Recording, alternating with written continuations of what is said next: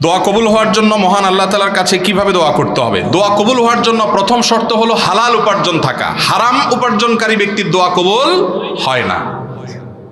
চুরি করে, ডাকাতি করে, টিন চুরি, গম চুরি করে এরপরে মক্কা শরীফ গিয়ে 2 হাত তুলে আল্লাহর কাছে চোখের পানি ফেলে দোয়া করছেন, হাদিস বলছে দোয়া কবুল হবে না।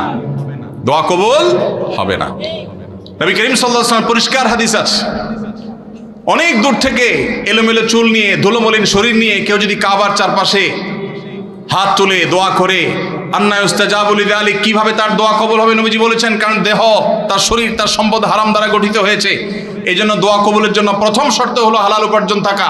কেউ যদি আগে হারাম উপার্জন করে থাকেন, এখন তওবা করবেন।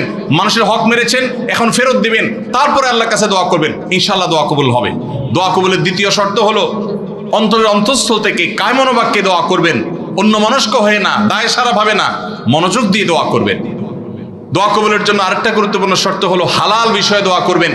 হারাম জিনিস আল্লাহর কাছে চাইবেন না। 2 নম্বর জিনিস আল্লাহর কাছে চাইবেন না। অবৈধ সম্পর্ক করার, কারোর সাথে অবৈধ রিলেশন করার, হারাম সম্পর্ক করার জন্য আল্লাহর কাছে দোয়া করবেন। এটা অবৈধ দোয়া, নাজায়েজ দোয়া, এটা করা জায়েজ নাই। বৈধ দোয়া করবেন, নেক দোয়া করবেন, ইনশাআল্লাহ আশা করা যায় আল্লাহ তাআলা দোয়া কবুল করবেন। দোয়ার ক্ষেত্রে আল্লাহর প্রশংসা, নবীজির প্রতি দুরূদ প্রেরণ, এরপরে আপনি যে কোনো চাওয়া পেশ করবেন, বৈধ চাওয়া। এবং দোয়া করার পর কবুল হচ্ছে না কেন, এর জন্য হুলস্থুল করবেন না। এই শর্তগুলো মেনে চললে কোরআন এবং হাদিসের আলোকে আশা করা যায় দোয়া কবুল হবে ইনশাআল্লাহ।